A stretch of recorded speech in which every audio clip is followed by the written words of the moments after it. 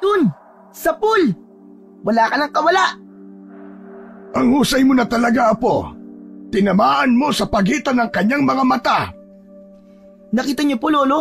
Nasa pool ko po ang aswang. Nagwawala pa po sa galit. Talagang maaasahan ka, Apo. Manang-mana ka talaga sa iyong lolo. Siyempre po, idol ko po kayo eh. Sigurado ako, Apo, na magiging mahusay kang manunugis ng mga aswang balang araw. Sa isang malayong probinsya ng Katimugang Luzon, taong 1985, naninirahan sa isang baryo ang pamilya ni Lolo Ramon. Mahigit 10 taon na rin silang naninirahan sa lugar na yon na kung tawagin ay Baryo Makahoy. Tinawag na Makahoy ang naturang baryo dahil na rin sa matataas na puno na dito'y tumutubo. Maraming kwento tungkol sa baryong ito na naging kuta raw ng mga hukbalahap nung panahon ng Hapon.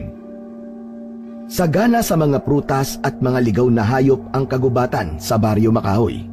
Pagsasaka at pangangaso ang pangunahing ikinabubuhay ng mga naninirahan dito. Nang dumating ang pamilya ni Lolo Ramon sa baryo ay tahimik ito.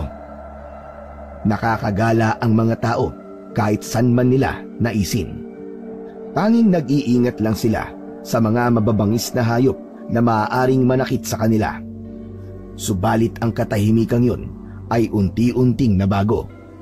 Napalitan yon ng takot at pangamba dahil isang araw ay napabalitang napasok na mga masasamang loob o mga taong labas ang baryo.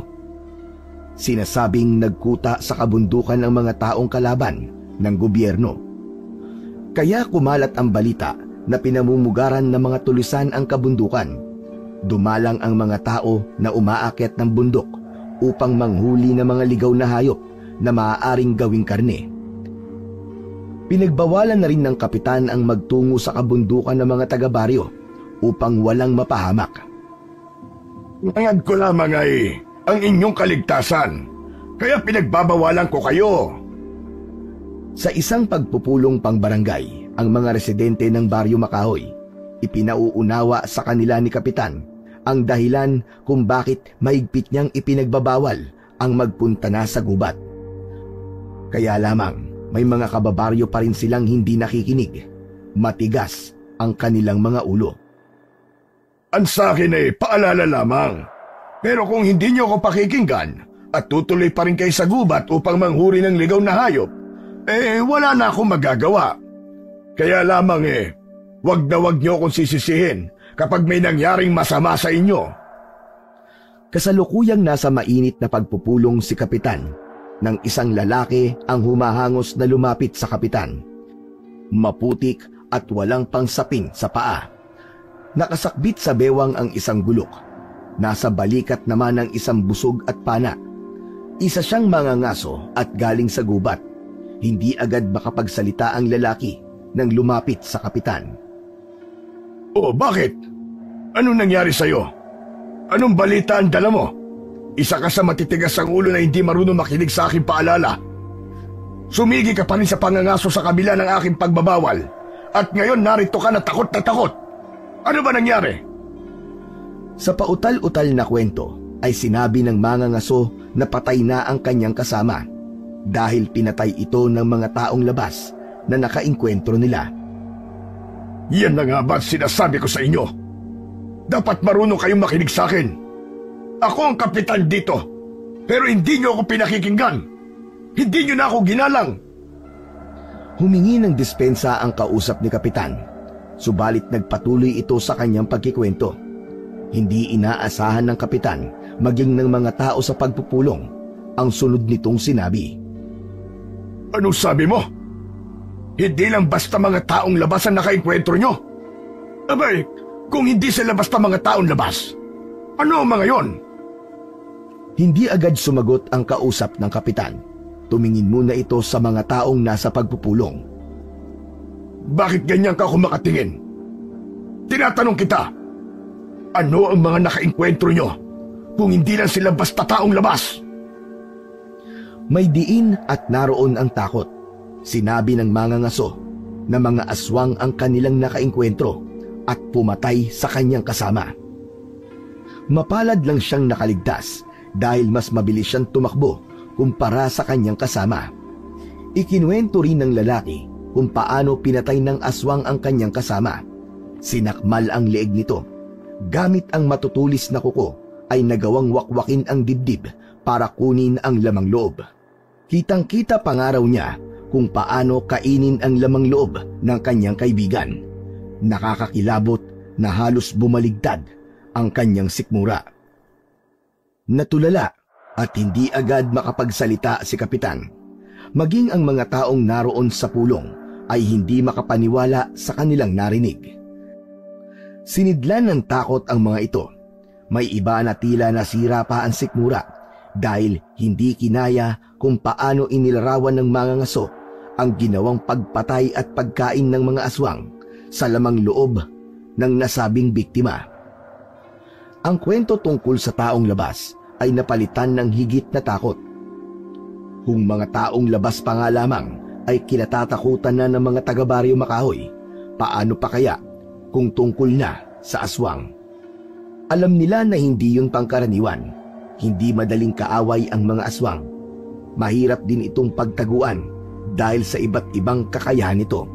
Madali nilang mahahanap ang isang tao o kanilang biktima dahil sa kanilang pang-amoy at pakiramdam. Bagamat hindi nakarating sa pulong sa barangay sina Lolo Roman, ang balita naman ay agad na kumalat. Nagmistulang isang hangin na agad na nakarating sa mga residente, kaya naman agad ding nagbabala ang mga magulang na huwag magpapagala-gala ang kanilang mga anak dahil maaaring makasalubong nila ang mga aswang. Totoo kaya ang kumakalat na balita, Itay? Pwedeng totoo. Pwede rin namang hindi. Bakit naman po? Maaari kasing pakanalang din yun ng mga ngaso para wala nang iba pang magpunta sa gubat at nang sila-sila na lang ang manghuli roon ng mga ligaw na hayop. Ibig sabihin, Itay, nagsisinungaling siya? Maaaring ganun na nga. Alam mo naman ang panahon ngayon, iba na ang ugali ng mga tao. Gagawin ang lahat para makapanlamang at sila lang ang makinabang. Kung sa bagay, Itay, tama ka po dyan. May mga taong ang gusto lang nila ay sila lang ang makinabang. Mga swapang.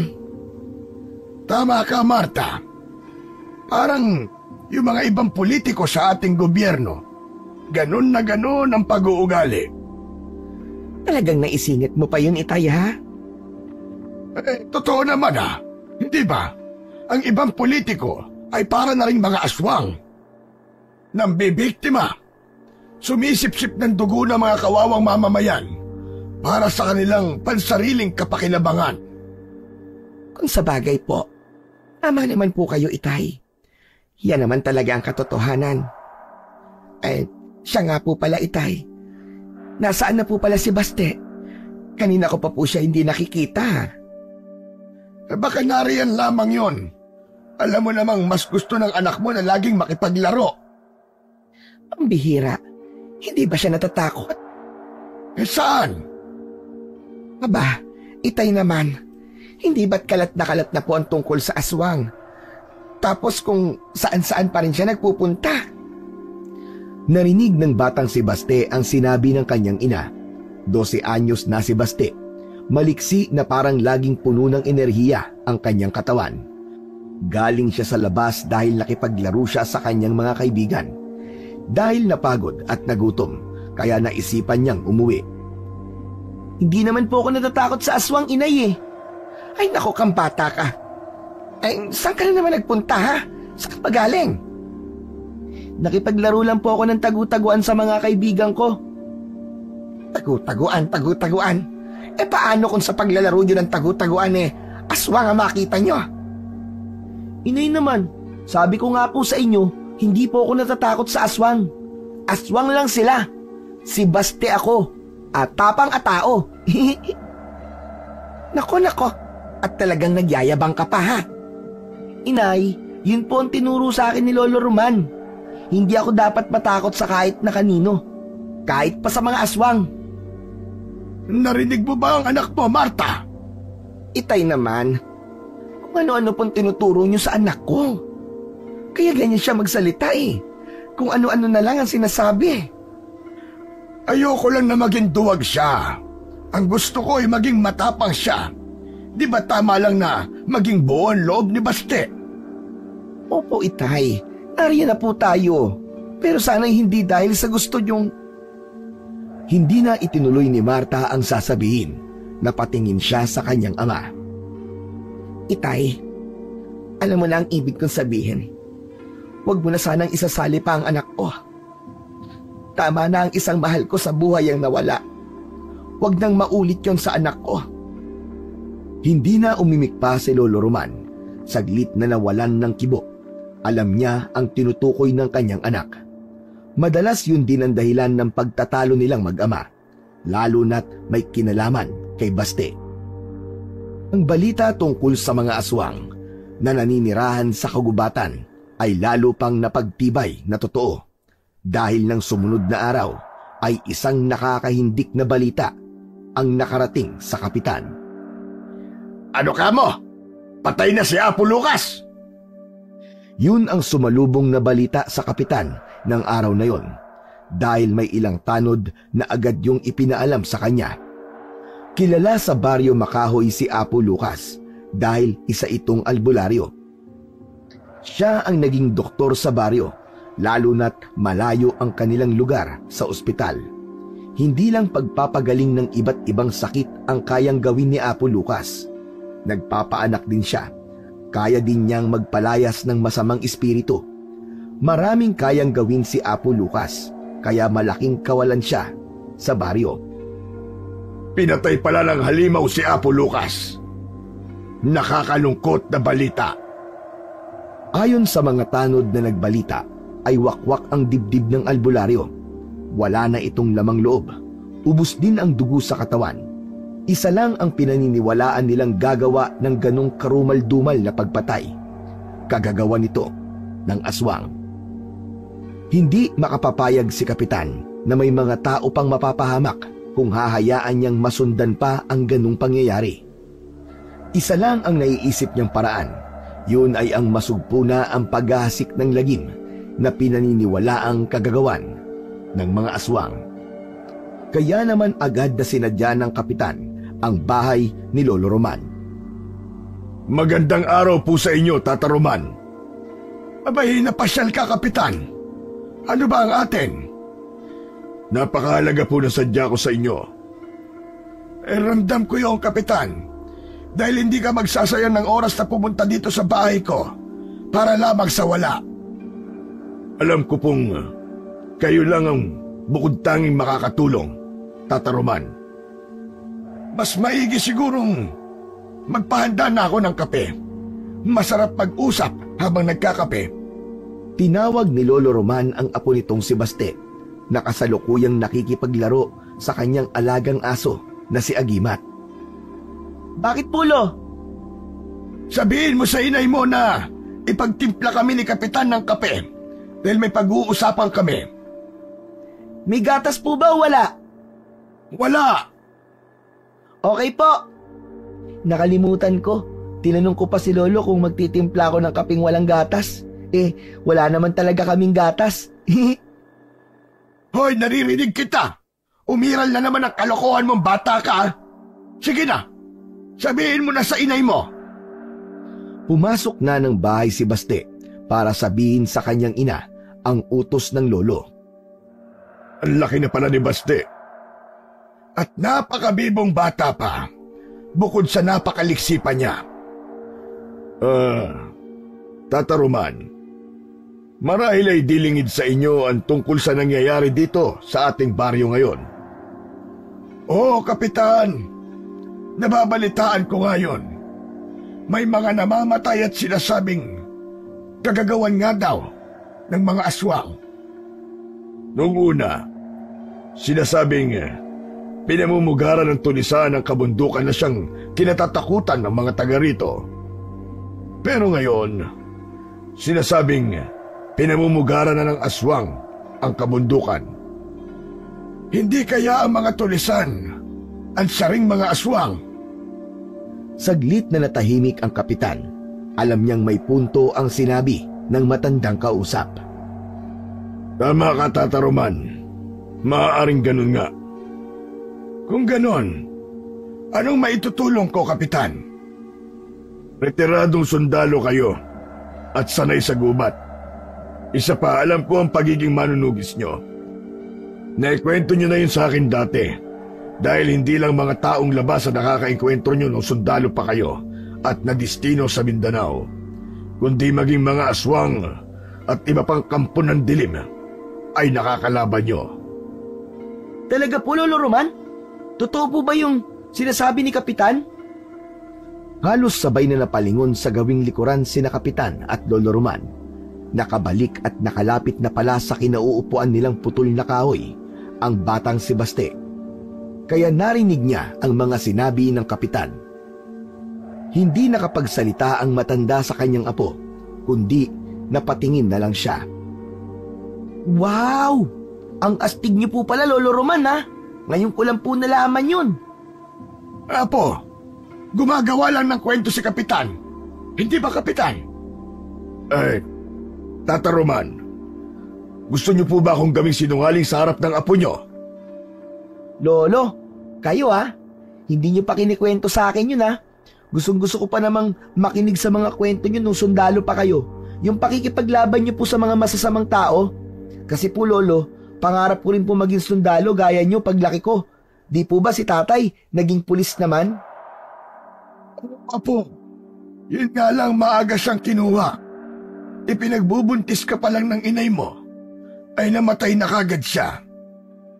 Aba, kung ganun pala nasa dugo niyo talaga ang pagiging opisyal, Tata Roman. Kaya po, magsusundalo rin po ako. O kaya pulis paglaki ko po. Apo, bumalik ka na muna sa loob ng bahay. Sige na, doon ka na sa inay mo. Akin na yung kapeng dala mo. Ito po ang kape niyo, Lolo. Pero gusto ko pa pong marinig ang pag-uusapan niyo ni Kapitan eh. Apo, usapang pangmatanda ito. Di ba sabi sa'yo ng inay mo, hindi ka dapat sumasali sa usapan ng mga matatanda? Pero Lolo, sabi po kasi ng ibang taong nakakausap ko, para daw po ako matanda kung magsalita eh. Kaya pwede ko pong pakinggan ang pag-uusap nyo. Baste, hindi ka lang pala matanda kung mag-isip, kundi para ka ring abogado. Yung prutas po ba yon? Baste, hindi yun ang tinutukoy ko. Hindi abogado. Abogado, lawyer, yung tagapagtanggol. Attorney, hindi abogado. Kasi po katunog eh. Sige na po, mag-usap na po kayo ni Lolo at dito na lang po muna ako. Makikinig lang po ako sa inyo. Apo, sige na. Huwag na sanang mapilit. Hindi pa rin umalis sa pagkakaupo si Baste. Sumalampak na kasi siya sa isang malapad at putol na kahoy para makinig sa pag-uusap. Kaya lang, tinawag siya ng kanyang ina. Pinapasok siya sa loob ng bahay. Sige na, Baste. Tinatawag ka na ng inay mo. Ay, ano ba yan? Si inay talaga oh. Wala sa timing. Sige na, Baste. Baka may ipag-uutos sa'yo ang inay mo. Sige po, Kapitan. Lo, papasok na po ako sa bahay. Baka magalit pa po si inay. Kapitan, sabihin niyo na lang po sa akin kung ano po ang pinag-usapan niyo ni Lolo Kasi po, hindi po magkikwento sa akin yan eh. Lumakad na ang bata papasok ng bahay. Natatawa na nailing na lang si Lolo Roman sa sinabi ng apo. Kung ganun pala wala siyang alam sa nakaraan niyo, Tata Roman. Ayaw ng anak ko na ipaalam yung kay Baste dahil nag-iingat siya. Kaya lang minsan hindi natin maitatago na matagal ang ganoong bagay. Lalo na't ang gusto ng bata ay tularan kayo, pati na rin ang kanyang tatay. Hanggat magagawa ko iniiwasan ko magbanggit ng tungkol sa pagiging antingero at manunugis ng aswang. Dahil yun ang mahigpit na bilin at pakiusap ng anak kong si Marta. Kung ganun Tata Roman, paano mo kami matutulungan kung ayaw niyong malaman yun ni Baste? Tata Roman, kailangan ng baryo ang tulong mo. Hindi lang ito para sa mga residente, kundi maging sa pamilya mo. Lahat tayo ay nasa panganib ang buhay dahil anumang oras ay maaaring sumalakay ang mga aswang.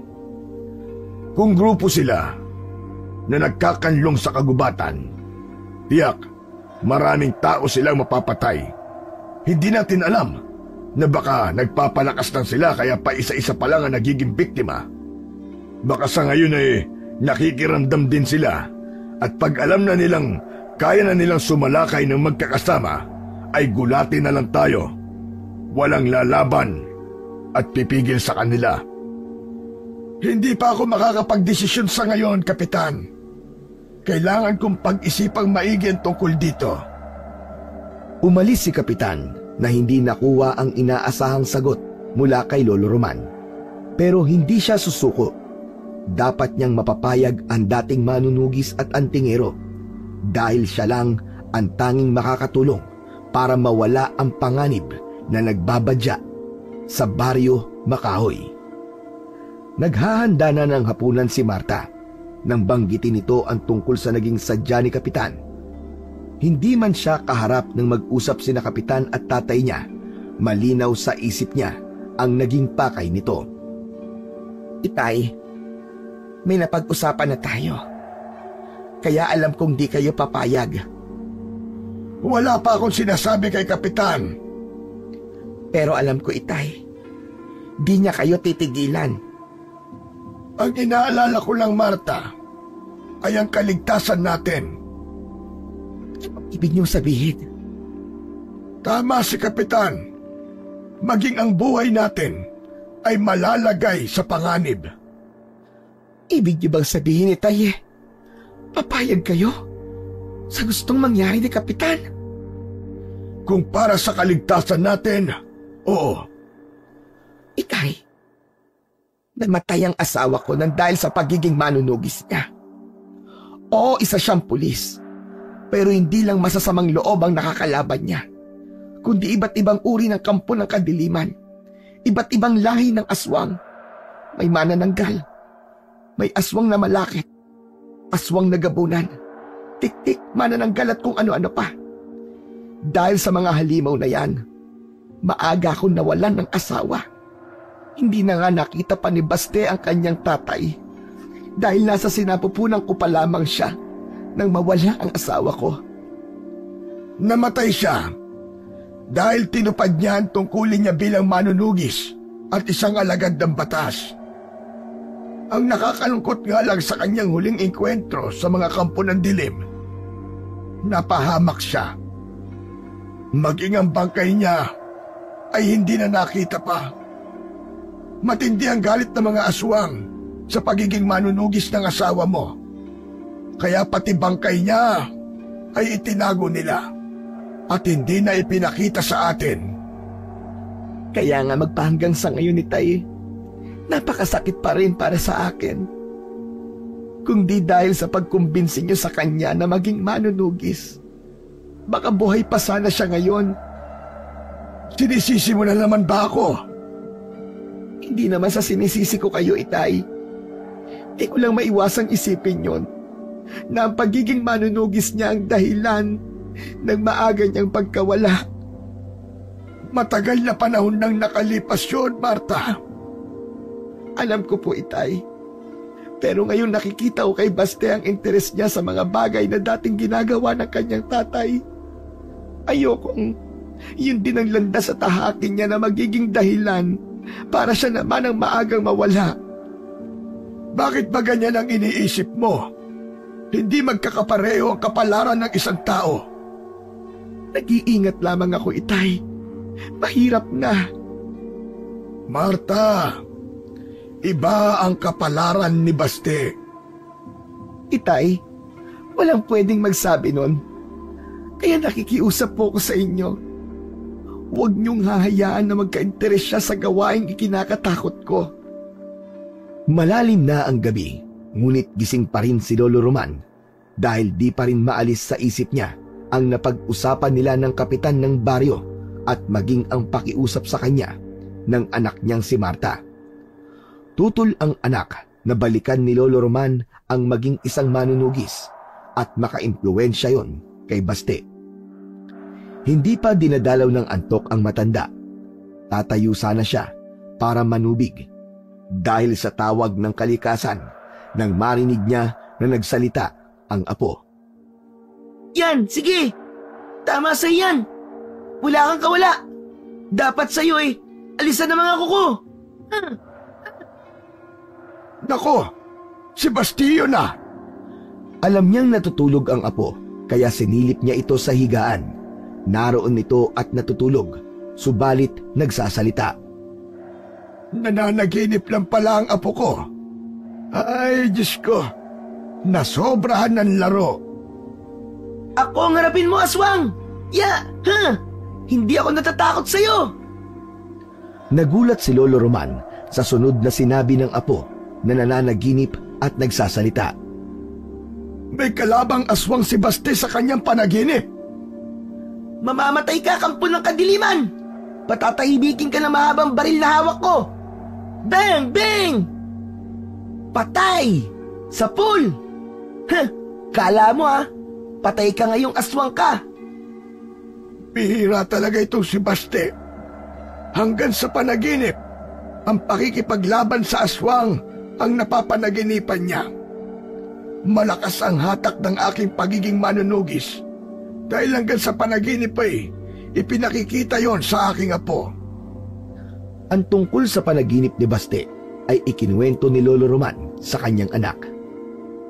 Tinimulan niyo po kasi itay Kaya ngayon, hanggang sa panaginip bit-bit ni Baste yun. Napakinggan niya kasi kay Kapitan. Yun na nga po itay. Hindi po kasi kayo nag-iingat.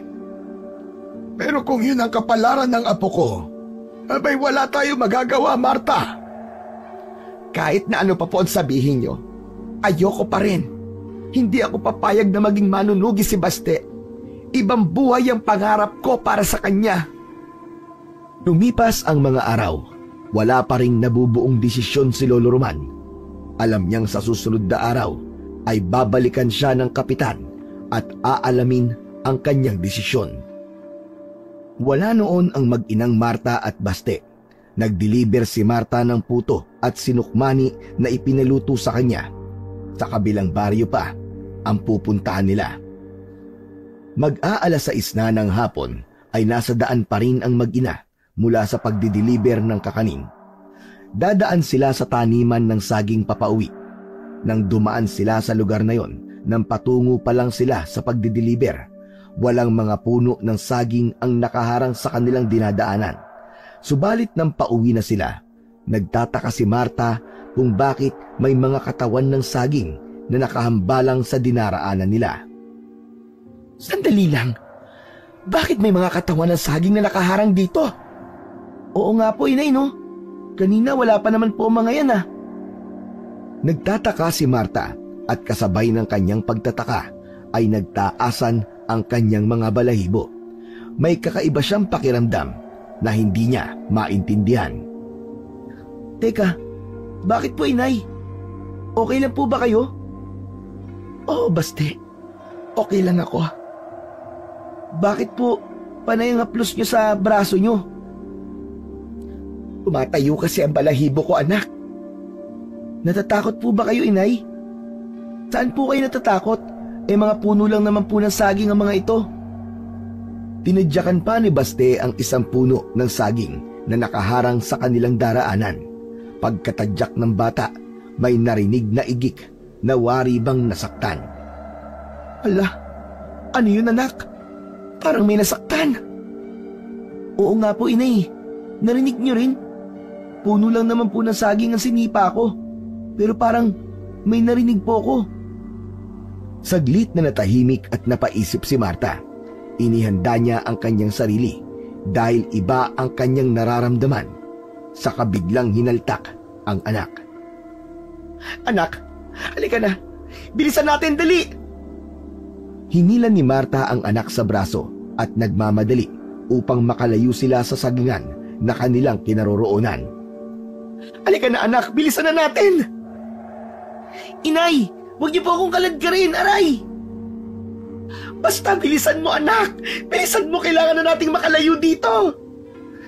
Inay, baka po matanggal ang braso ko sa paghila nyo. Huwag ka na maraming reklamo, anak. Tara na, basta bilisan mo na lang. Bakit po ba yun? Para kayong takot na takot Kailangan na nating makalayo dito, anak. Kaya, sabayan mo na lang ako sa pagtakbo ko. Bilis! Si Inay naman talaga, oh. Hindi ko po kayo maintindihan, eh. Anak naman, sumunod ka na lang sa akin. At huwag kang lilingon kahit na anong marinig mo. Bakit po? Ay nako, huwag ka na maraming tanong, anak. Bilisan na natin. Patuloy sa pagtakbo ang mag-ina.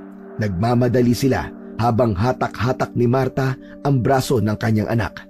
May naramdaman ang bata habang sila'y tumatakbo.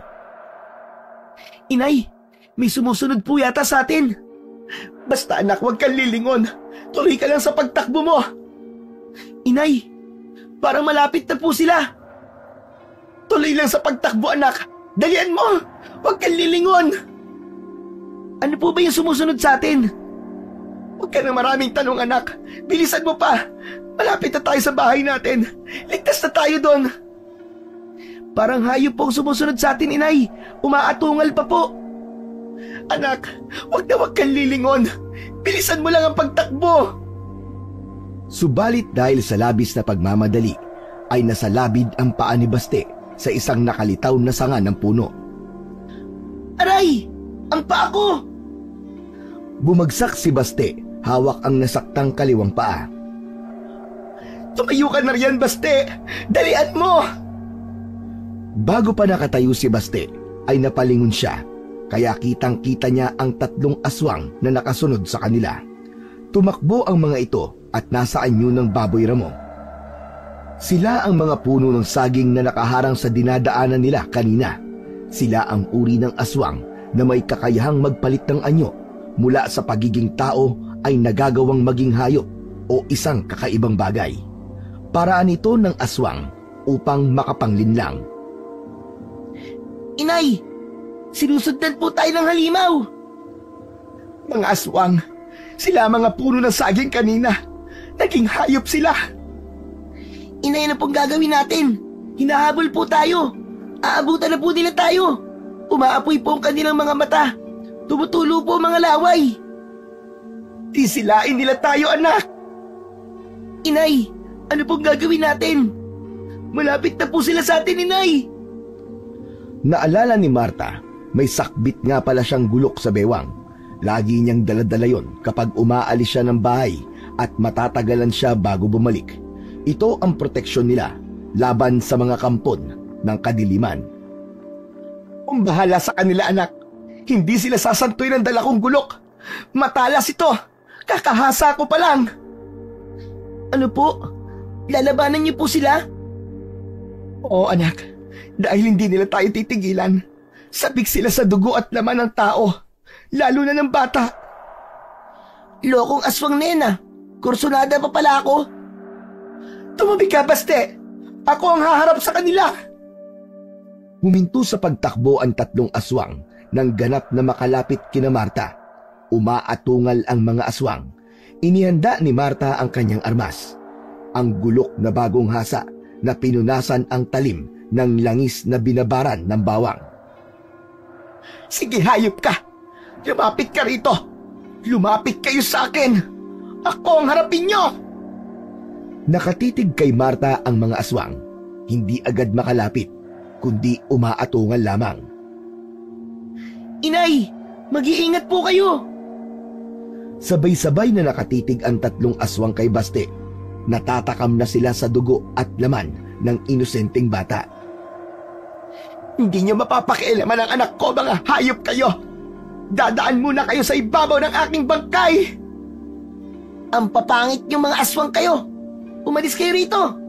Lagot kayo sa nanay ko. Hindi natatakot ang mga aswang sa armas na dala ni Marta dahil higit na nangingibabaw sa kanila ang masarap na putahe na maaari nilang matikman. Kaya naman agad na sumalakay kay Baste ang isa sa mga aswang. Subalit bago pa tuluyang makalapit ito, ay iwinasiwas ni Marta ang hawak niyang gulok. Tinamaan ang katawan ng aswang na nasa anyo ng baboy ramo. umatungal ito ng masugatan.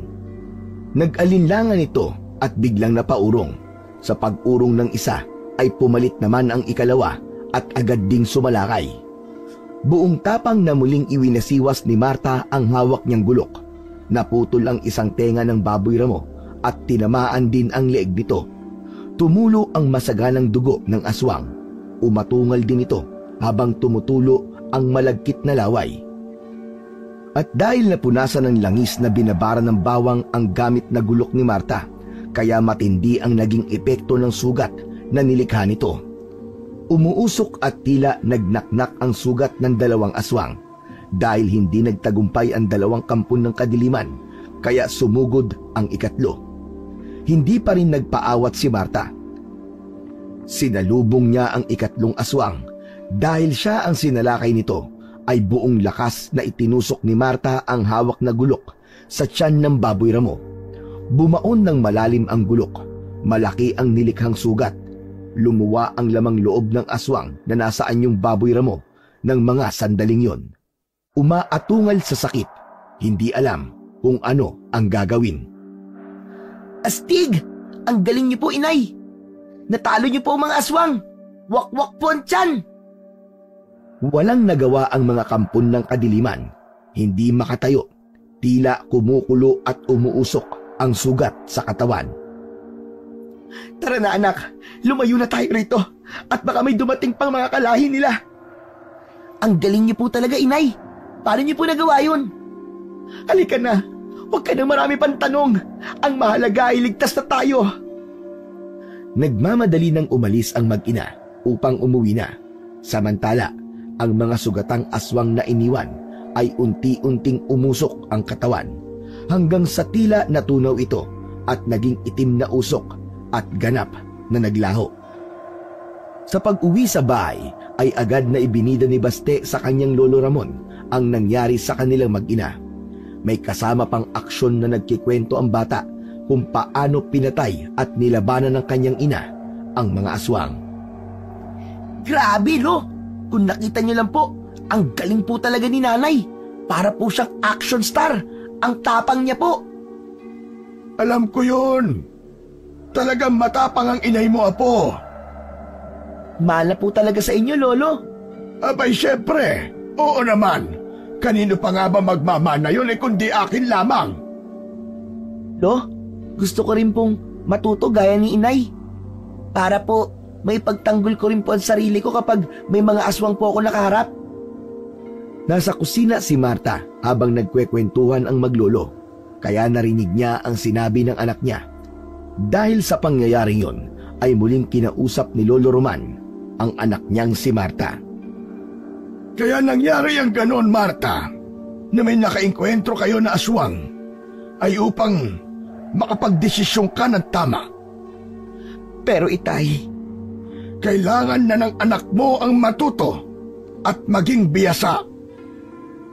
itay, takot pa rin po ako. Mas nakakatakot kung wala siyang alam, Marta. Kapag mahina siya at di niya kayang ipagtanggol ang kanyang sarili, lalong mapapahamak si Baste. Hindi kumibo si Marta sa sinabi ng kanyang ama dahil tama siya na kailangan ni Baste na matuto ng pakikipaglaban. Hindi sa lahat ng pagkakataon ay nakabantay tayo sa kanya para ipagtanggol siya, Marta. Kaya wag mo nang pigilan ang gusto ng anak mo. Para din ito sa kaligtasan niya. Dahil hindi rin natin alam kung hanggang kailan niya tayo makakasama. Alam ni Marta na may punto ang kanyang itay. Kahit mabigat sa loob niya, ay payag na siyang matuto si Baste ng pakikipaglaban sa mga aswang. Nang sumunod na pagbisita ni Kapitan sa bahay nila Lolo Roman, ay may nabuo ng desisyon ang matanda. Pumapayag na siyang maging pinuno ng mga manunugis. Big salamat, Lolo Roman. Malaking tulong sa Baryo Makahoy ang pagpayag ninyo. Mahirap din sa loob ko na makitang may mga namamatay at napapahamak dahil sa pambibiktima ng mga aswang gayong meron naman akong magagawa. Bukas na bukas po, Tata Roman, ay papaalam ko sa mga kababaryo natin kung sino sa kanila ang nais na matuto at magsanay sa pagharap sa mga kampon ng kadiliman. Sabihin mo agad ako kapag nakabuo na kayo ng grupo. Maaasahan niyo po, Tata Roman. Tiyakin niyo lang na buo ang loob ng mga taong yon. Opo, Tata Roman. Dahil kapag nagsimula na ang pagsasanay, ay mahirap kung saka sila uurong. Agad na ipinaalam ni Kapitan sa mga taga-Baryo Makahoy ang tungkol sa pagbuo ng grupo na magiging manunugis na tuturuan ni Lolo Roman. Ilang araw din ang anunsyo, kaya lang paglipas ng ilang araw ay wala pa rin nagpepresenta sa kapitan. Lumong-lumo ito na tila walang sino man ang nais na makatulong sa problema sa Baryo Makahoy. Lahat sila ay apektado ng magiging pagsalakay ng mga aswang, kaya lang walang matapang at may lakas ng loob para humarap kahit sinabi na sa mga kalalakihan na dadaan ng mga ito sa pagsasanay sa pangunguna ni Lolo Roman na isang retiradong sundalo. Ginawa ko na ang lahat ng paliwanag, Tata Roman. Pero wala pa rin nagpresenta ni isa sa kanila. Sa palagay ko, Tata Roman, mga naduduwag lamang sila. Mukhang inurungan ng mga lawit ang mga kalalakihan dito sa Baryo Makahoy. Hindi ko nga po alam, Tata Roman, kung kailan higit na kailangan ng tulong at lakas nila, saka pa sila natatakot. Kung sa bagay, Kapitan, naiintindihan ko rin sila. Hindi madali ang makipaglaban sa mga kampon ng kadiliman.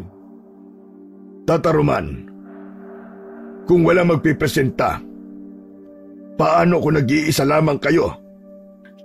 Ako po. Ako na lang po ang tuturuan ni Lolo Roman. Sasamahan ko po siya.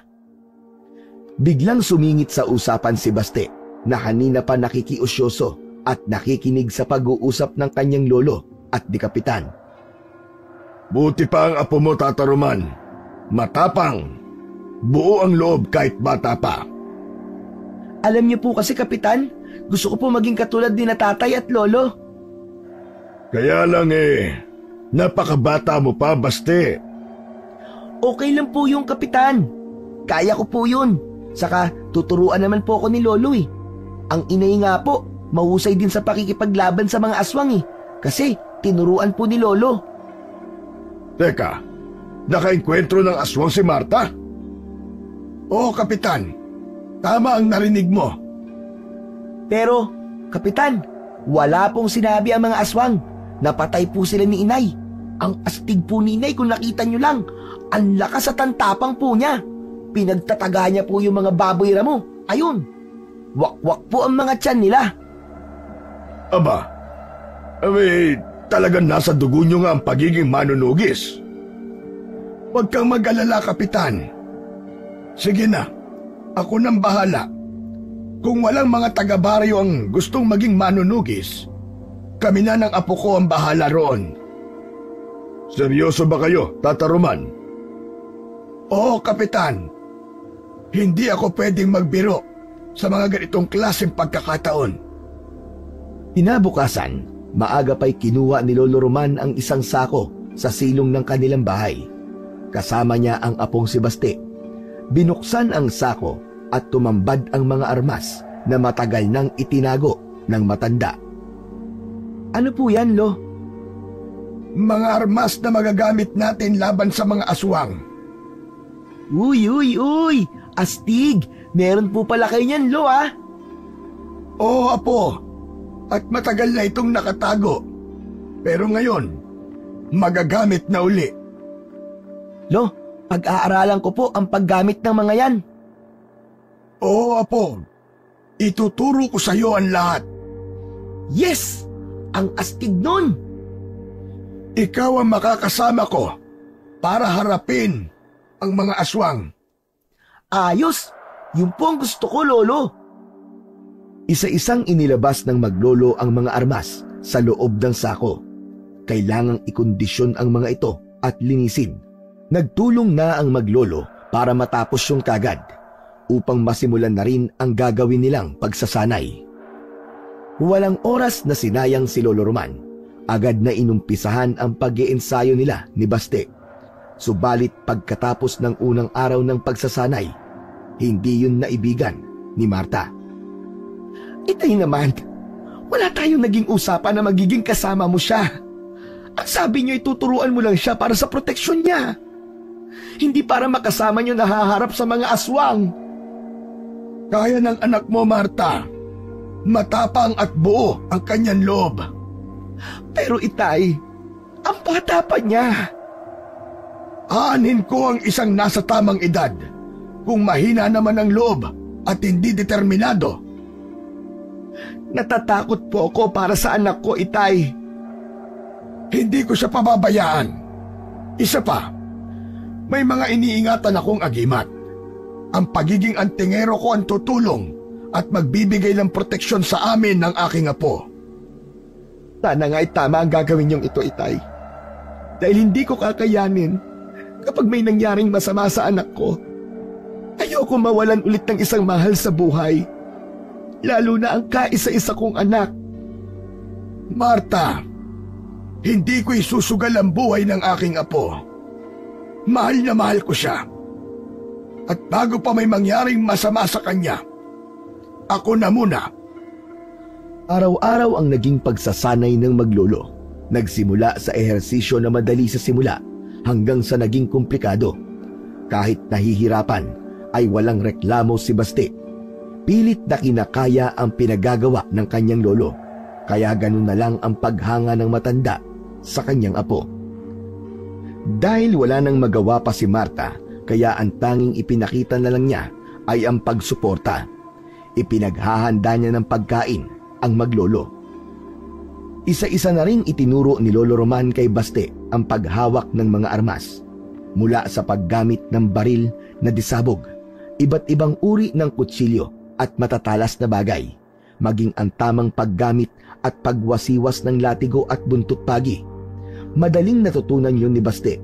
Sadyang may angking kakaiba at katangian ng bata para agad na matutuhan ang paggamit ng mga sandata. Mula nang nakainkwentro ni na Marta ang aswang, saglit na nanahimik ang baryo. Marahil natakot ang mga ito sa pagkamatay ng kanilang mga kasama. Kaya lang hindi doon natatapos ang pag-aasik nila ng lagim. Mahilig manurpresa ang mga aswang. Sumasalakay sila sa panahong hindi nakahanda ang mga tao. Subalit iba na ngayon dahil nakapaghanda na sila Lolo Roman at Baste. Sila ang nakatalaga para humarap sa pagsalakay ng mga aswang. Handang-handa na ang maglolong manunugis.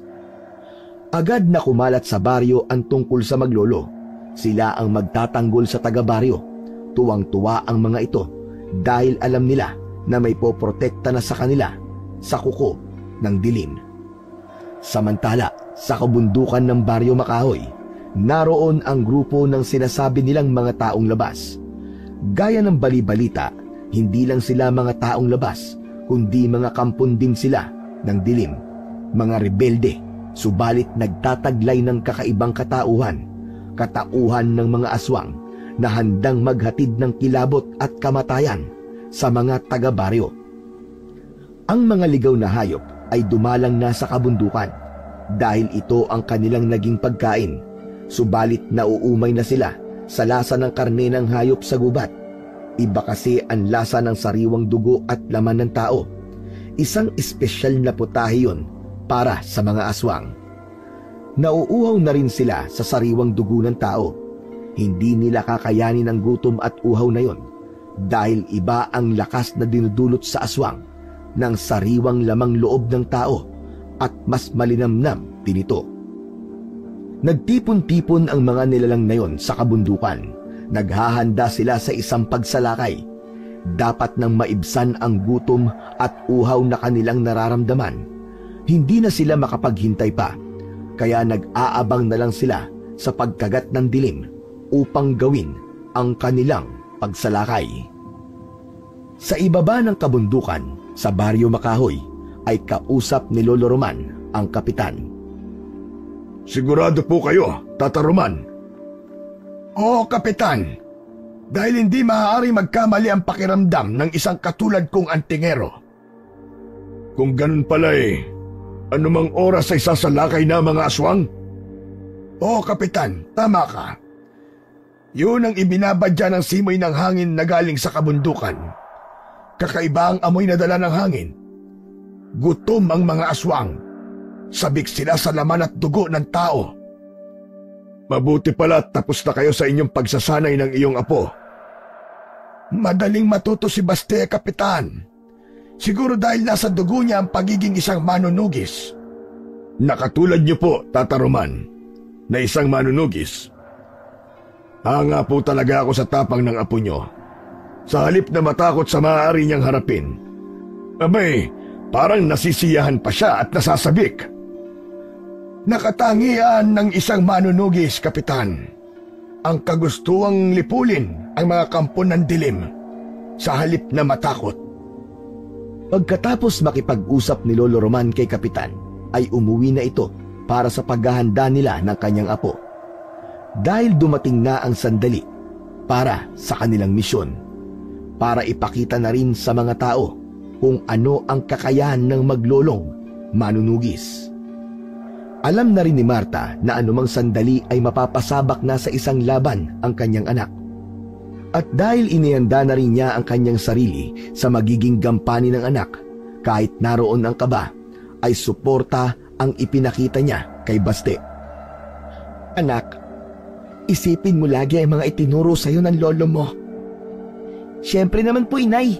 Lahat po ng itinuro sa akin ni Lolo, lalo na po ang paggamit ng iba't ibang sandata na gagamitin sa paglaban sa mga aswang, tinandaan ko po lahat yun.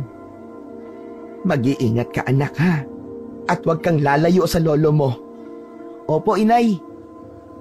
Nag-uusap ang mag-ina nang lumapit si Lolo Roman dala ang isang tsaleko para sa kanyang apo. Samantalang suot naman niya ang isang uri ng jacket na yari sa balat ng hayop. May taglay na pangontra ang jacket laban sa mga aswang. Apo, isuot mo ang tsaleko na ito. Gawa ito sa balat ng hayop na ibinabad sa katas ng bawang.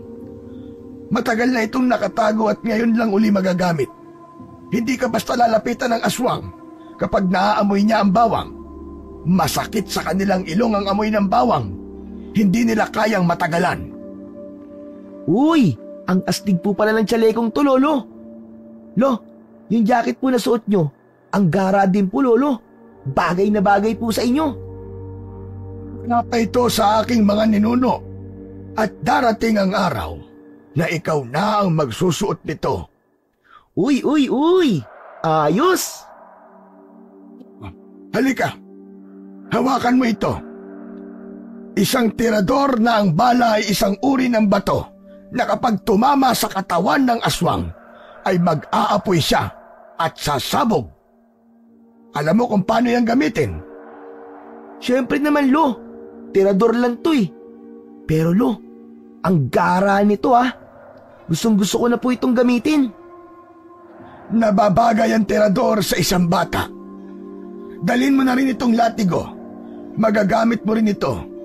Lilikha ng sugat at matinding sakit ang hatid nito kapag lumapat sa katawan ng aswang. Ang sa akin naman ay ang baril na desabog at itong buntot ng pagi. Grabe, Lo. Para po tayong sasabak sa gera. Gera laban sa mga aswang. Time na po. Kailangan magbantay na tayo dahil anumang sandali ay maaari na silang sumalakay. Itay, Baste, mag-iingat po kayo. Si Basti po, kayo na po ang bahala sa kanya. Huwag niyo pong pababayaan ang aking anak, Itay. Inay, yakang-yaka ko po ang mga aswang na yun. Chicken feet lang sila sa akin. Saka, di po ako takot sa kanila, no? Huwag kang mag-alala, anak. Walang masamang mangyayari sa aking apo. Tuluyan ng kinain ng dilim ang baryo Makahoy. Lumaganap na ang katahimikan. Ang mga tao'y nasa loob na ng kani-kanilang bahay bilang pag-iingat dahil nabalaan sila ni Kapitan tungkol sa pagsalakay ng mga aswang. Nagkulay dugo ang buwan Wari alam nito ang mga magaganap. Nakahanda na ang maglolong manunugis sa lugar na posibleng maging daan ng mga aswang mula sa kabundukan patungong kabahayan sa Baryo Makahoy. Ang tahimik na gabi ay napalitan ng kakaibang uri ng ingay. Ingay na may bahid ng kilabot. Pumapagaspas na ang pakpak ng lagim. Patungo na sa baryo ang grupo ng dalawang uri ng aswang. Merong lumilipad at meron namang nasa anyong nakakatakot na hayop gubat. Sila ang aswang na malakat at aswang asbo. Ang aswang malakat ay may nakakatakot na muka, matatalim na ngipin at nakakalipad. Samantalang ang aswang asbo ay nakakapagpalit ng kanyang anyo sa pagiging iba't ibang hayop. Narinig ng maglolo ang kakaibang ingay na yon. Parating na at papasok na sa Baryo Makahoy ang mga aswang mula sa kabundukan. Ayan na sila, Apo. Humanda ka na. Kanina pa po ako handa, Lolo Roman. Magtalikuran tayo, Apo. Opo, Lolo. Uubusin po natin ang mga aswang na yan. Lumakas ang ingay. Papalapit ng papalapit sa kanila ang lumilipad at tumatakbong mga aswang. Kitang-kita na maglolo ang grupo ng mga ito. Merong sa itaas at meron din naman sa ibaba. Nagniningas sa kadiliman ang mga mata nito. Iniumang na ng maglolo ang mga armas na hawak. Unang pinaputok ni Lolo Roman ang hawak na baril de sabog. Tinamaan ang isang aswang na lumilipad at pumagsak ito sa lupa. Sapul! Kala mo At isa ka pa! Muling pinaputukan ang mga aswang. Sapul ang isa, subalit nabuwag ang paglipad ng grupo. Nagkanya-kanya sila ng lipad upang umiwas at lituhin si Lolo Roman. Samantalang si Basti naman ay kanina pa inaasinta ng kanyang tirador ang aswang na nasa anyong hayop. Buong gigil at lakas na hinatak ang hawak na tirador sa kabinitiwan ang batong bala nito. Loko! O disapul ka ngayon sa ulo! Inamaan sa ulo ang aswang na sumugod papalapit sa kanya. Kala mo wala kang kawala sa tirador ko, aswang! Kala mo di nagkikisay ka ngayon tapos tumihaya ka pang aswang ka. Dahil sa tama ng tirador ko sa'yo. Ano? Umusok ang kanyang katawan Sumambulat na siya. Wala na! Patay ka na ngayon, aswang! Dahil sa nangyari, nabuwag din ang grupo ng aswang asbo na nasa anyo na ligaw na hayop. Nagkanya-kanya ng takbo upang umiwas sa tiyak na kamatayan. Nabubulabog na sila! Lalong nakakalito kung sino ang uunahin natin, Lolo Roman. Iba-iba ang kanilang direksyon. Kung sino ang lalapit sa atin, siyang uunahin. Halika! Sumunod ka sa akin, Apo. Patungo na sila sa mga kabahayan. Susundan natin sila. Opo, Lolo. Nasa likod niyo lang po ako. Nauna nang tumakbo si Lolo Roman dahil alam niyang nakasunod lang sa kanya ang kanyang apo. Mabilis ang bawat kilos ng matanda. Hindi mababakas sa kanya ang pagiging mahina sa kabila ng kanyang edad. Tuloy sa pagtakbo si Lolo Roman upang barilin ang lumilipad na aswang. Saglit na huminto upang tingnan ang apo na alam niya ay nasa kanyang likuran. Apo! Dito tayo! Bilis! Subalit walang sagot na narinig si Lolo Roman. Lumingon siya para hanapin ang kanyang apo na si Basti. Wala ang kanyang apo sa kanyang likuran.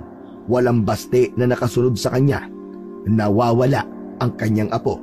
Kaliwat kanan na lumingon ang matanda. Wala talaga ang bata. Agad na kinabahan si Lolo Roman. Hindi pwedeng may mangyaring masama sa kanyang apo. Lolo! Lolo Roman! Napapitlag ang matanda nang marinig ang boses ng kanyang apo. Mula sa itaas ang boses nito. Napatingala si Lolo Roman. Ganun na lang ang kanyang pagkasindak. Ang apo ko! Tangay ng lumilipad na aswang! Hindi!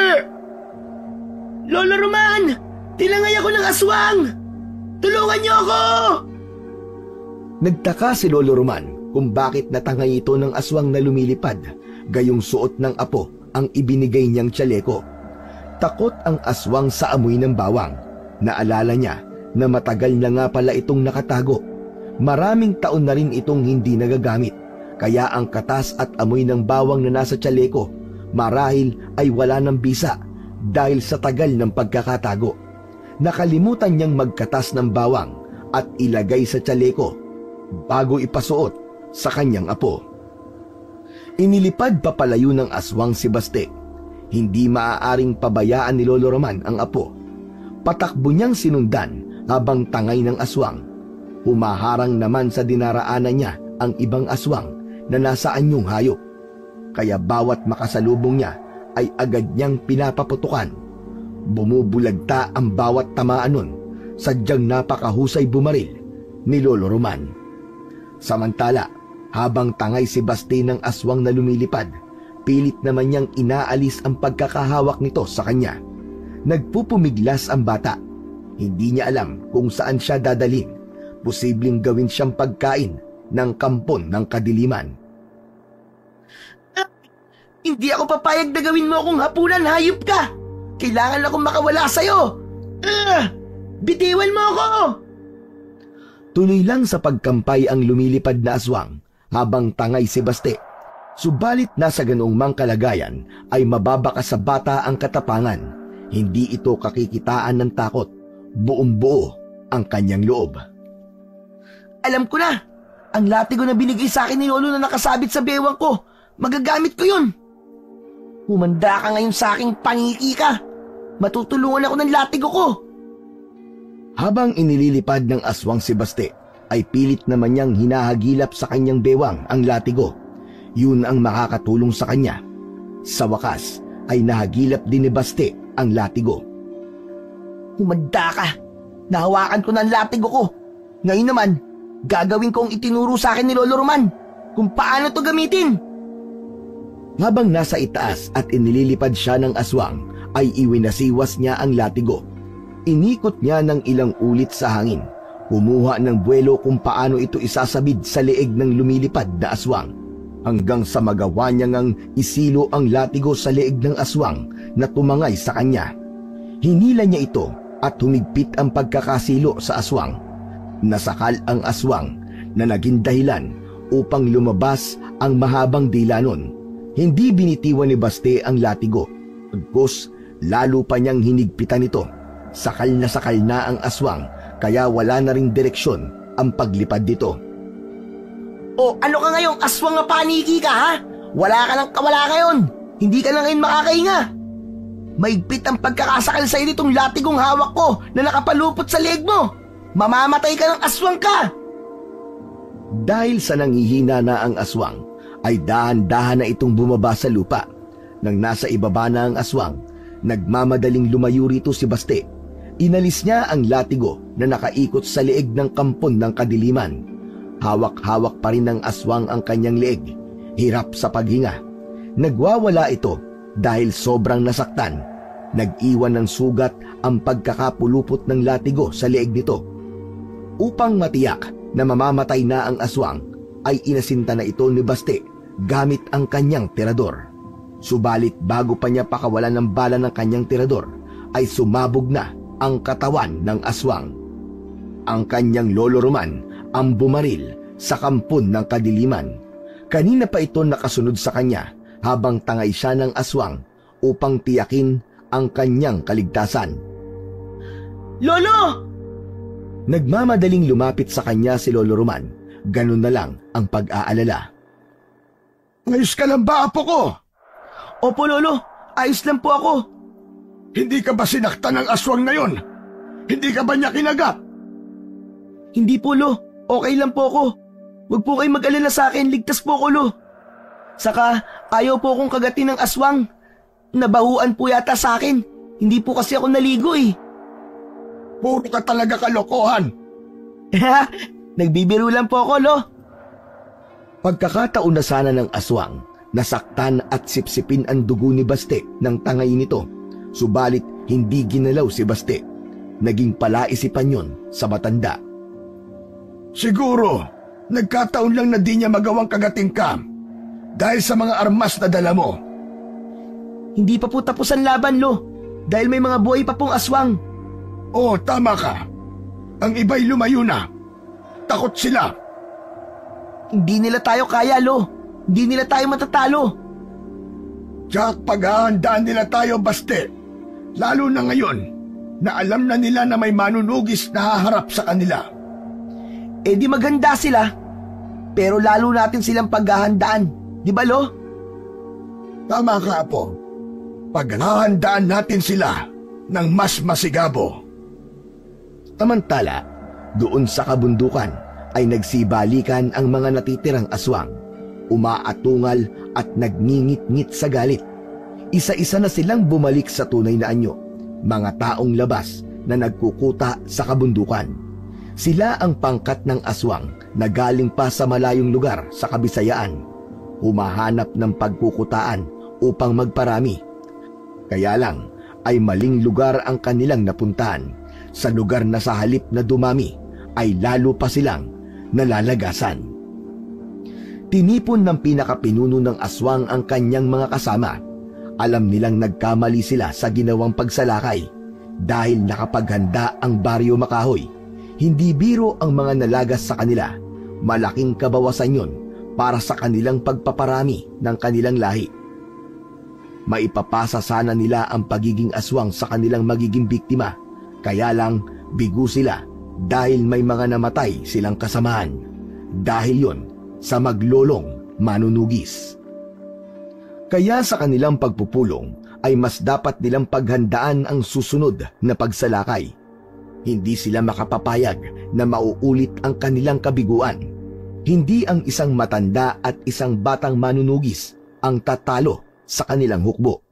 Sampal yon sa kanilang mga aswang. Makikita sa mata ng pinuno ng aswang ang pagkadismaya sa mga nangyari. Hindi sila nagtungo sa nasabing lugar para lang mabigo. May matinding dahilan kung bakit nakarating sila sa Baryo Makahoy. Hindi para magasik ng lagim, kundi may misyon na dapat gawin. Hindi papayag ang pinuno ng aswang na mabigo sila. Hindi sila magpapahadlang sa maglolong manunugis. Pagkatapos ng ginawang pagpupulong ay nagkanya-kanya na ng lakad ang mga rebelde. Bumalik sila sa anyo ng pagiging aswang. May mahigpit na ipinag-utos ang kanilang pinuno. Hindi sila papayag na muli biguin pa ito. Magbubukang liwayway na, napagod ang maglolo sa naging engkwentro sa mga aswang. Tila naging napakahaba para sa kanilang dalawa ng gabing yon. Naglalakad sina Lolo Roman at Baste papauwi sa kanilang bahay. Anong masasabi mo sa naging karanasan mo bilang batang manunugis, Apo? Grabe, Lo! Ang saya-saya po talaga! Yan talaga ang sasabihin mo? Opo, Lo. Samantalang muntik ka na mapahamak, hindi ba? Tinangay ka ng paniking aswang. Pero, Lo, nagawa ko pa rin po siyang talunin. Ang galing po ng latigo na ipinagamit niyo sa akin, Lo. Marami ng aswang ang napatay niyan. At dadagdagan pa po natin, Lo. At ako po ang papatay sa kanila. Gamit po tong latigo niyo. Gawin mo yan, Apo, sa susunod nating laban. Opo, Lo. Pinapangako ko po. Aray! Ang sakit! Oh, bakit? Ano nangyari sa'yo at napahawa ka pa sa tiyan mo? Kumukulo po kasi ang tiyan ko, Lo. Nagugutom na po ako. Ako rin. Pero tiyak na may inihandang pagkain ng inay mo. Tiyak po yun, Lo. Ay, ito na pala. Nandito na po tayo sa harap ng bahay natin. Patakbong pumasok ng bahay si Baste upang magkwento sa kanyang ina. Nay! Nay! Andito na po kami ni Lolo Roman. Walang sumagot. Iginala ni Baste ang paningin sa kabuuan ng bahay. Hindi pa rin niya nakita ang kanyang ina. Tumakbo papunta sa silid, pero wala roon ang kanyang ina na si Marta. Wala pa rin dito sa kwarto niya si Inay. Patakbong lumabas ng kwarto si Baste. Lo, wala po rito sa bahay si Inay. Imposibleng umalis siya. Hindi siya aalis hanggat wala tayo. Lolo, Tingnan niyo po ang kusina. Nagkalat ang mga gamit. Hindi maganda ito, Apo. Bakit po, Lolo? Iba rin ang naamoy ng matandang lalaki. Masangsang sa ilong ang kakaibang amoy na naiwan sa loob ng bahay. Hindi ito maaari. Hindi siya pwedeng makuha. Lo, bakit po? Nasaan po ba si inay? Sino pong kumuha sa kanya? Tinangay siya ng aswang, Apo. Nagpunta sila rito. Lolo, hindi pwede yun. Hanapin po natin si inay. Baka kung ano pong gawin sa kanya ng mga aswang. Tayo na po, Lo. Hanapin natin si inay. Doon sa kagubatan, sabi nila, doon po nagkukuta ang mga aswang. Baka doon po nila dinala si inay. Bagamat tiyak ni Lolo Roman na aswang ang tumangay sa kanyang anak na si Marta, subalit palaisipan dito kung bakit tinangay lang sa halip na patayin at kainin ang laman. Ibig sabihin, may ibang pakay ang aswang sa kanyang anak. Posibleng gawing alay ito kapag magsasagawa ng seremonyas, o kaya naman napapailing na lang si Lolo Roman. Ayaw niyang isipin kung ano pa ang gagawin ng mga aswang kay Marta. Lo, hanapin po natin si inay. Tayo na po, Lolo Roman. Oo, Apo. Hahanapin natin ang inay mo. Hindi ako papayag na may mangyaring masama sa kanya. Salbahay talaga ang mga aswang na yun. Kapag nakita ko sila, papatayin ko silang lahat. Nakakapagod ang magdamag na lumipas, subalit ang pagod na naramdaman ng maglolo ay tila nawala. Bagkus, nagkaroon sila ng bagong lakas. Dahil kailangan nila yon para sa paghahanap kay Marta, tinungo na maglolo ang kagubatan. Doon namumugad ang mga aswang, kaya hahanapin nila roon si Marta. Subalit bago nagtungo sa gitna ng kagubatan ang maglolo, ay tiniyak ni Lolo Roman na dala niya ang kanyang agimat. Hindi biro ang lugar na pupuntahan nila.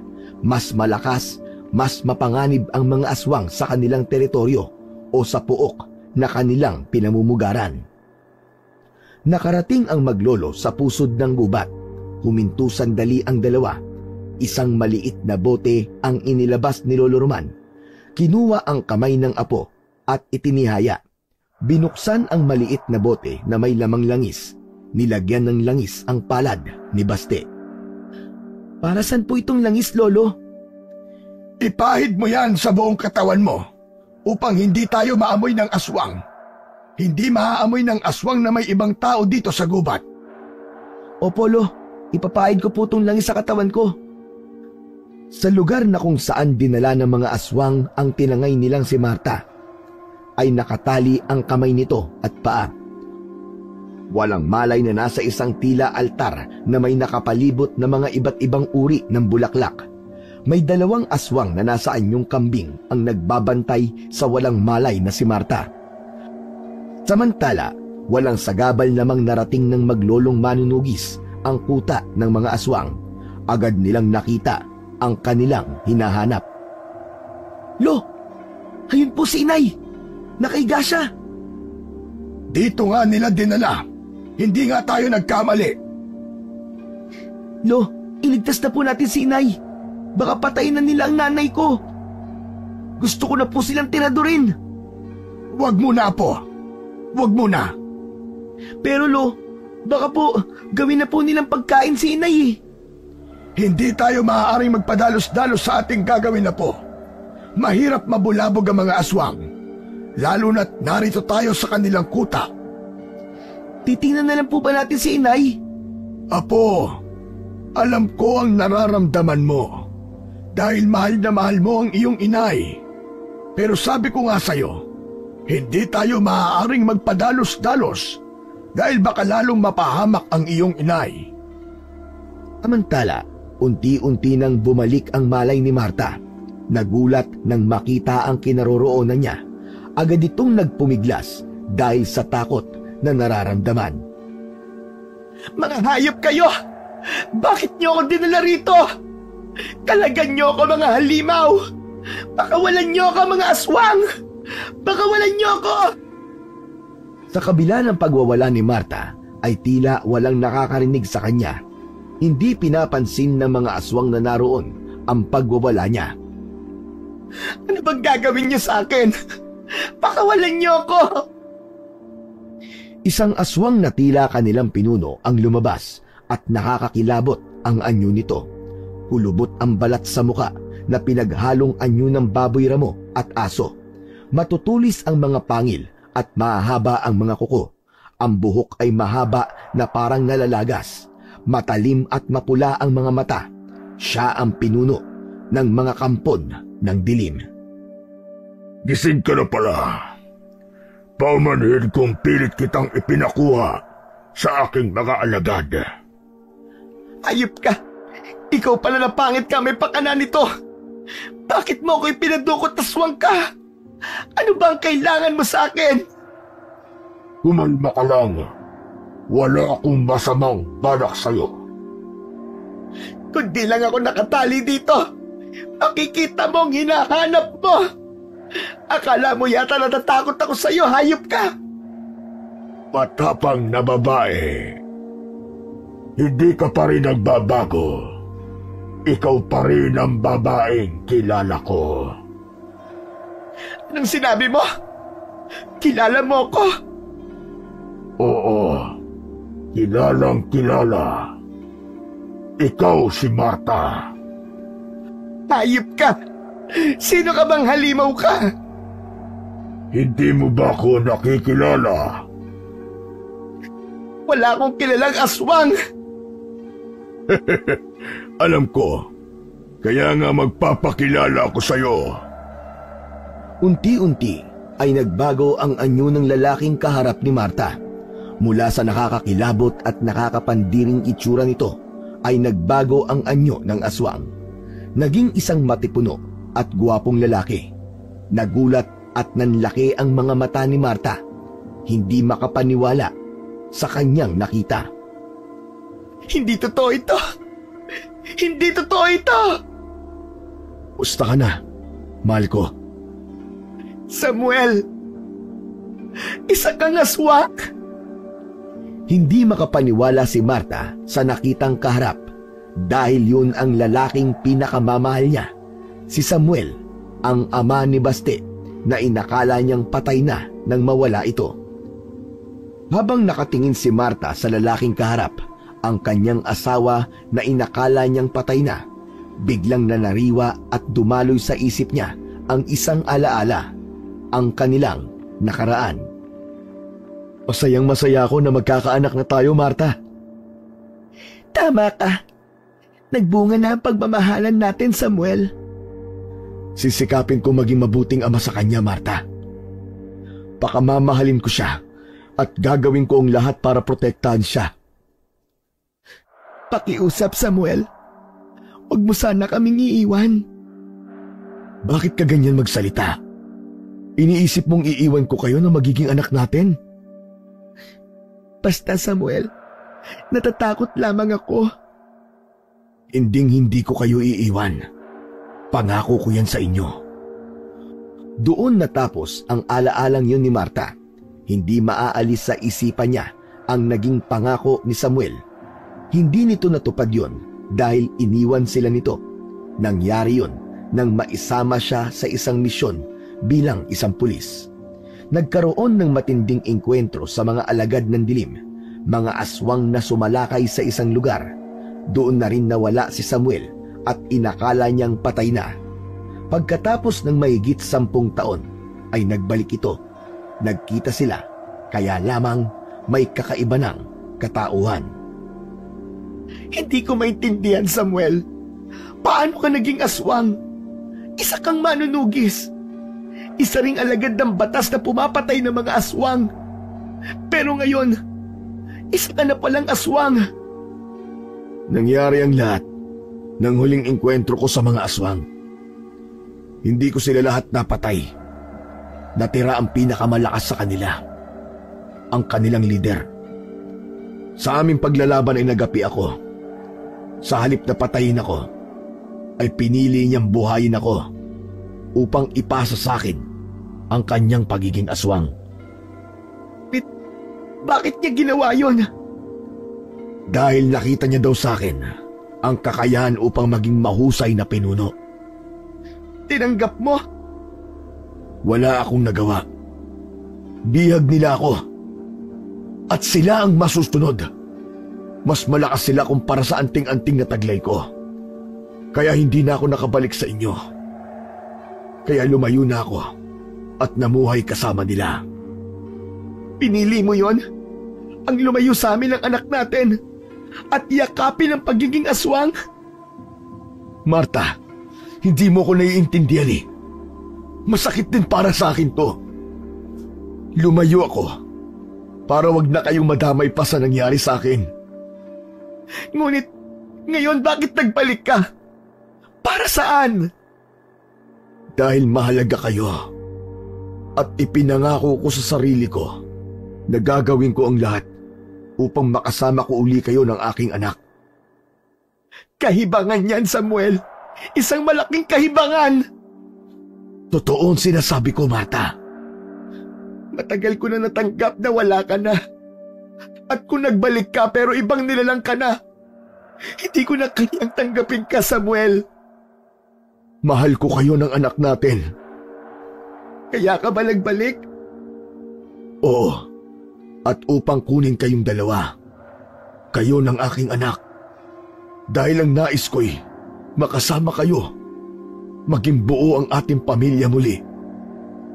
Imposible yon. Hindi na tayo maaaring maging buo. Dahil isa ka ng kampo ng kadiliman, Samuel. Kaya nga magsasama-sama tayong tatlo sa kadiliman. Kung saan ako naroon. Baliw ka na, Samuel. Baliw ka na. Dito tayo nababagay. Dito tayo nababagay, Marta. Gagawin mo rin kaming aswang ng anak mo, ganun ba? Oo. Yun lamang ang tanging paraan upang mabuo ang ating pamilya. Ang maging katulad ko kayo ng ating anak. Hangal ka, Samuel. Hangal ka. Dito sa dilim, ang ating bagong mundo. Hindi maaari ang gusto mo. Hindi ako makapapayag. Teka, Marta. Ang akala ko ba ay mahal mo ko? Oo, mahal kita, Samuel. Pero hindi ako papayag na maging aswang na tulad mo at idamay mo ang anak natin. Wala ka nang magagawa pa, Marta. Dahil nandito ka na sa aming kuta. Dito, ang mangyayari ay ang nais ko. Ayoko, Samuel. Hindi ako magiging aswang. Ako ang masusunod, Marta. Ayokong maging aswang. Magiging masaya tayo uli, Marta. Magiging masaya tayo. Huwag ka lalapit sa akin. Sabi ko naman sa'yo, diba? Ako ang masusunod. Dinakman ni Samuel ang braso ni Marta.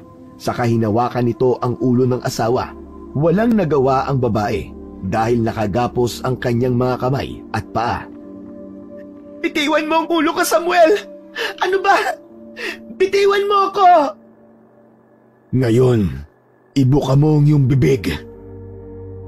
Ayoko! Ayoko! Kailangan maipasa ko sa iyo ang likidong itim at maging katulad na rin kita. At sa susunod, ang anak naman natin. Baliw ka na! Hindi mangyayari ang gusto mo! Demonyo ka! Buksan mo ang bibig mo, Marta. Buksan mo! Ayoko! Huwag nang matigas ang ulo, Marta. Huwag mo na akong pahirapan. Dahil sa pagpupumiglas ni Marta, ay mahigpit na hinawakan ni Samuel ang ulo ni Marta upang mailapat ang kanyang bibig sa bibig ng babae. Yun ang paraan upang maisalin ang itim na likido mula sa kanyang bibig. Subalit bago pa mangyari ang ibig ni Samuel, ay isang malakas na putok ng baril ang umalingaw-ngaw. Sumabog ang ulo ni Samuel, sumambulat ang utak na may mabaho at kakaibang kulay. Galing ang putok na yon sa baril na disabog na hawak ni Baste. Ayos! Tinamaan ko siya! Sabog ang ulo ng lalaki! Baste! Apo! Anong ginawa mo? Naku, pasensya na po kayo, Lolo Roman ha. Pinakailaman ko po tong desabog nyo. Natulala ka po kasi kanina habang nakatingin kay inay at dun sa lalaki. Kaya kinuha ko na po sa inyo tong baril. Ayun, tinamaan ko po siya sa ulo. Sabog ang ulo ng lalaking aswang. Wala na akong magagawa. Wala na. Pinatay mo na siya. Aba, dapat lang na mamatay ang aswang na yun, Lolo. Dahil sa ginagawa niya kay inay. Nakita ko yon, Apo. Sabi ko naman po sa inyo hindi po ako papayag na may gawing masama kay inay ang kahit kasino. Lalo na ang isang aswang. Dahil sa pagkamatay ni Samuel na pinuno ng aswang, ay naligalig ang kuta.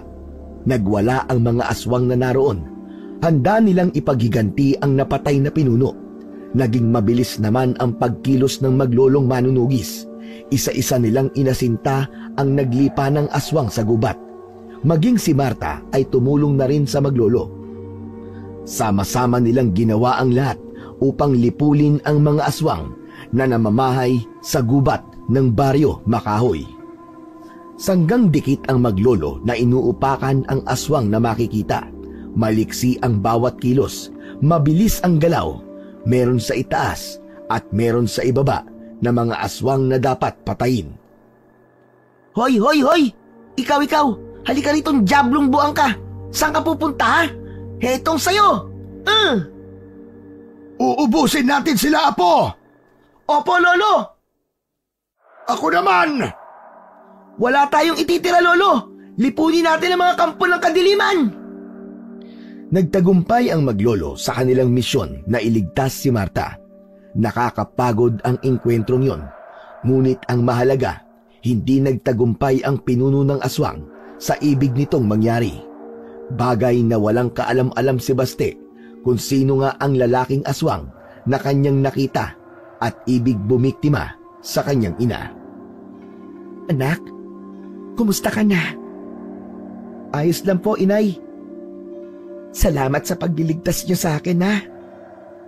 Buti na nga lang po, nabaril ko po kagad yung aswang kanina Kasi may plano po siyang masama sa inyo.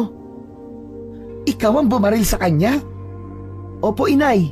Sa pool nga Tinamaan ko po siya sa noo. Ayun, sabog ang ulo niya. Nakita ko, anak. At napakahusay mo. Totoo ang sinabi ng iyong lolo Roman. Teka, inay.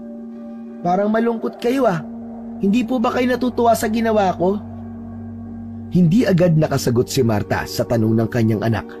Paano nga ba niya sasabihin na ang aswang na pinatay niya at pinasabog ang ulo ay ang kanyang ama? Nay, napatay ko po ang aswang. Nailigtas ko po kayo. Masaya ako, anak, at nailigtas mo ko. Pero bakit nga po malungkot kayo? Lalo na po nang mapatay ko yung aswang na kausap nyo. Naawa po ba kayo sa kanya? Hindi, anak, hindi. Aswang po yun, inay. Hindi po dapat yung kaawaan. Tama ka, anak. Hindi sila dapat kaawaan. Saka, napakasama po nila. Pumapatay sila. Kumakain ng laman loob ng tao. Kaya ang dapat sa kanila, mamatay. Oo, anak. Tama ka. Tama lang yun sa kanila. Ang mamatay. Ang lipulin. Walang ibang nasabi si Marta sa anak na kausap.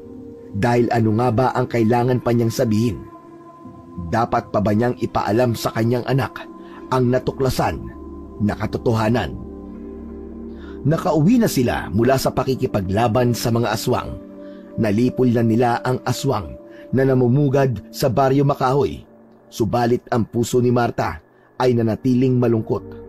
Sa kanyang pag-iisa ay lumapit ang amang si Lolo Roman. Hindi ko akalain na buhay pa pala siya at makikita natin muli, itay. Pero hindi na siya ang Samuel na asawa mo, Marta.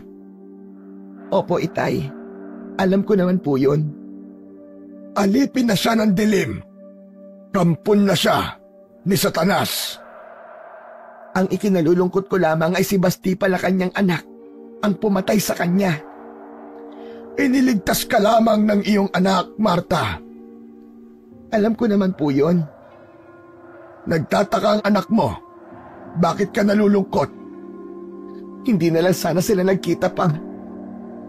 Ipapaalam mo ba sa anak mo ang totoo tungkol sa aswang na yon? Hindi na po, Itay.